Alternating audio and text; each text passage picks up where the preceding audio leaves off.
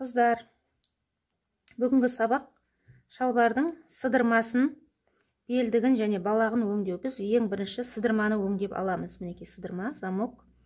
Ол үшін бізге мынау қаттылық беру үшін астына флизелин, матаға арналған желім жапсырылады. Мінекей осылай жапсырылады. Екінші бетіне де солай. Мінекей флизелин мына жерге жапсырылады.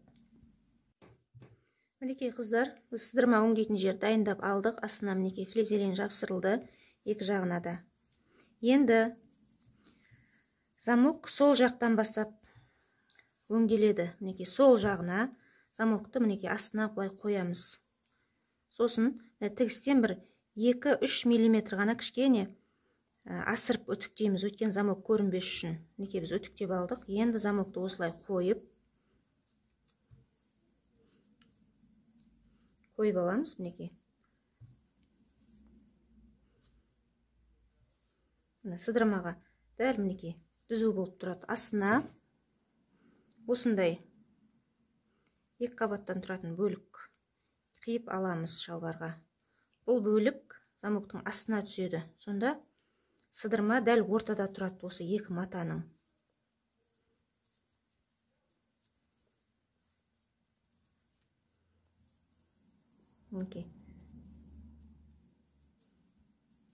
Бұл не үшін керек десеңіздер, мінекей астында тұрған матамыз белдікті өңдеген кезде белдіктің түймелігі осыған келеді. Артықтау тұрады да, мінекей осы жерге бекітіледі түймелік. Астыңғы және үстіңгі матаның ортасында сыдырма орналасады. Бірінші біз бұны көктеу тігісімен, уақытша тігіспенен жылжып кетпес үшін орналастырып аламыз. Екі бөліктің арасында біздің сыдырмамыз тұр. Мынау астары, астындағы асты мынадай болады. Мынау үсті. Енді осыны уақытша тігіспен біз пока бекітіп алдық. Енді мына жерден қазір 1 мм тігіс береміз машинкаменен. Содан кейін уақытша тігісті алып тастаймыз. Тігісімізді бастадық.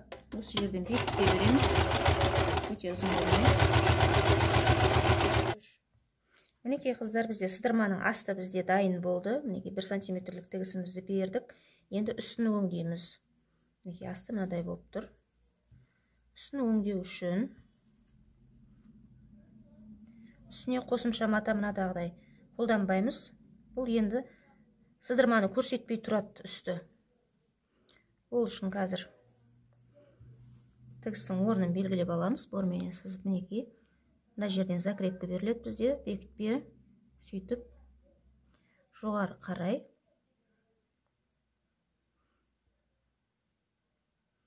осы сызықтың бойыменен сыдырманың бір жағы осы тігіске қосылады. Бұны да қол тігісімен, қазір уақытша тігіспенен бекітіп алып, артынан машинкада өңдейміз. Мінекей қыздар, біз мінекей сыдырманың үстіңгі бөлігінде уақытша тігіспен, көктеу тігісімен орналастырып алдық. Мінекей мына астыңғы бөлік бізге кедергі жасап, жаңа қосымша тігіліп кетпес үшін былай қайыра тұрамыз. Сөйтіп мына жерден қосымша мінекей мына бөлікпенен сыдырманың үстіңгі бөлігін, жиегін қосып тігіп алдық. Мына жерден бастаймыз. Мына жерге бекітпе беріледі. Бұны енді машинкада өңдейміз. Тігіс мінекей осы жерден басталады. Бекітпе береміз.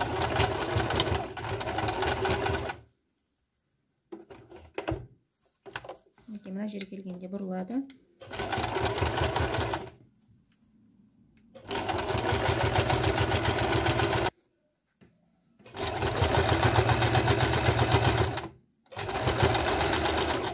Мінекей сыдырманың үстіңгі тігісі де дайын.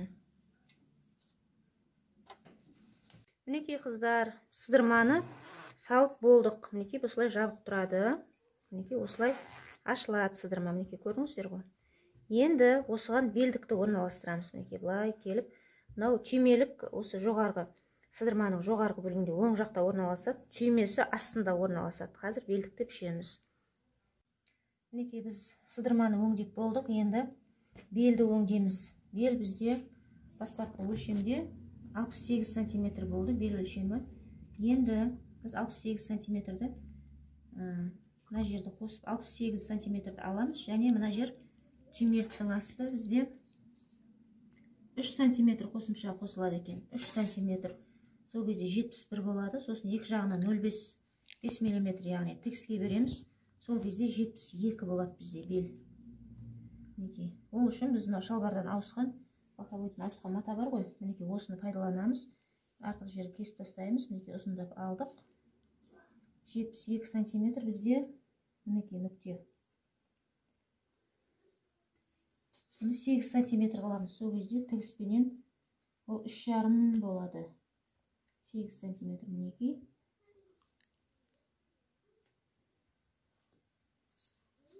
Мына жақтан да 8. Оның жартысы 8 сантиметрдан 4 мына жерден. Мінекей 4. Мына жерге дейін 8. Енді осыны сызып аламыз да, белдікті. Жартысына желім жапсырамыз. Ішкі жағына қарайтын жартысына қаттылық беру үшін желім жапсырамыз. Флизелин жапсырамыз.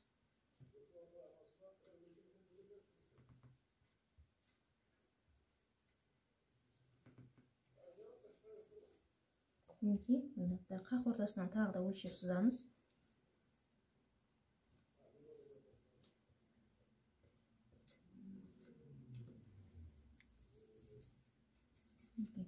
Белдік, мінекей, осы матаны қырқып аламыз. Мінекей қыздар, белдіктің жартысына желімді жапсырып алдық. Енді ортасынан осылай бүктеп, бірдей қылып екі жағын.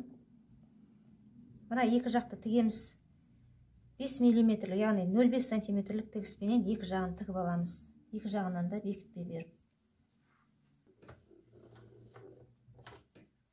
Бұл жерден бекітпей беріп.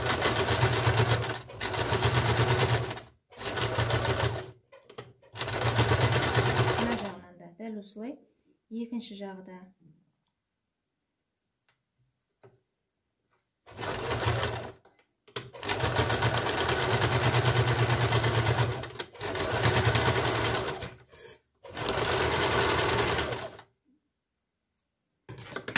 Енді бұны оң қарай айналдырып, мінекей, осындай болып шығады тігіс.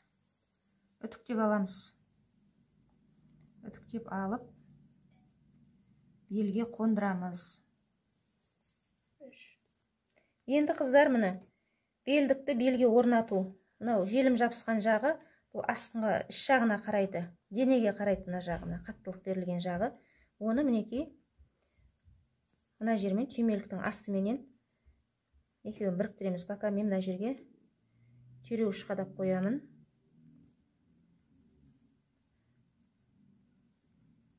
Мінекей. Орны жылшып кетпес үшін. Мінекей, әр жерден осылай түйреуменен. Булавкаменен түйреп аламыз. Мінекей.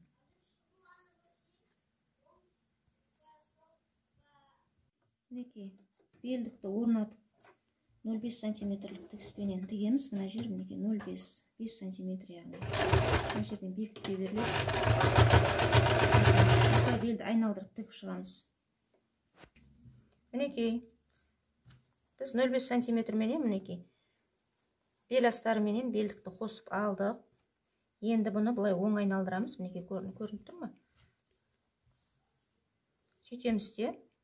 Замоктың ұшы барлығы осының ішінде кетеді. Мінекей, мына жерден 0,5 сантиметр, яғни 5 мм менен бұлай қайырамыз. Мына жерді қайырып, үстінен уақытша тігіспенен көктеп жүріп аламыз. Осы жерден бастап, арғы жағына дейін өстіп бірінші 5 сантиметрлік тігіспен бетіп қайырып жүріп аламыз. Мінекей қыздар, уақытша көктеу тігісімен отырғызып алдым. Енді осыны 2 мм тігіспенен машинкіде жүргізіп шығамыз.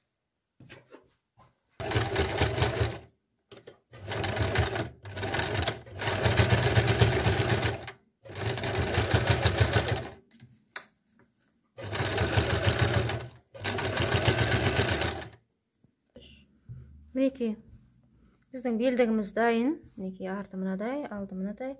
Енді біз түйме мен түймелікті өңдейміз. Ол үшін оң жағына түймелік түседі. Яғни түйменің орны кіретін осы жерде осындай кесік болады. Түймені өлшейік.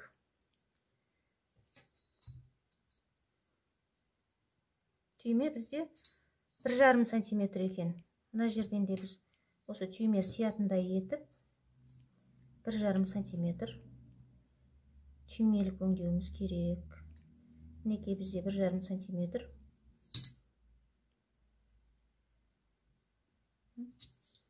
Сол кезде түйме мынаның дәл астына келеді. Сол кезде былай қадалады. Енді машинкада осы түймелікті өңдейміз. Арнайы түймелік өңдейтін машинканың режиміне қоямыз. Мінекей біз түймелікті өңдеуді бастадық. Бормен белгілеп алған жерден. Мінекей бізде түймелігіміз дайын. Үтікпен бір басып жіберейік. Мінекей түймеліктің ортасы кесілген. Түйме қадалды орнына.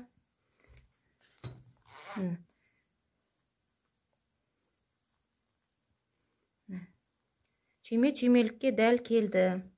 Тар да кең де қылуға болмайды. Кең болса ашылып кете береді, тар болса түйме сыймай қалады. Мінекей бел осыменен дайын. Енді балақты өңдейміз, шалбардың балағын. Мінекей шалбардың балағы. Бұл шалбардың балағын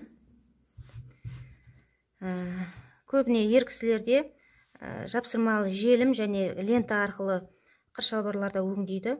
Ал біздің жағдайымызда бұл трикотаж мата, ішіне қарай қайырып, тіге салуымызға да болады. Дайын шалбарды киетін адам киіп көру керек. Сол кезде балағын қай жерден қайратынымыз сызады. Сызып алып, өлшемін алып, айналдыра тігіп шығамыз. Егер тігісті қаламаса, арнайы желімменен желімдеуге болады, лента арқылы. Балақ тігіліп болғаннан кейін стрелкасы, яғни шалбардың қыры салынады. Ол арнайы бізде бөлек сабақ. Киімді ылғалды жылулы өңдеу және жіптерінен тазалау соңғы сабақ бізде, келесі сабақ. Осымен сабағымыз аяқталды.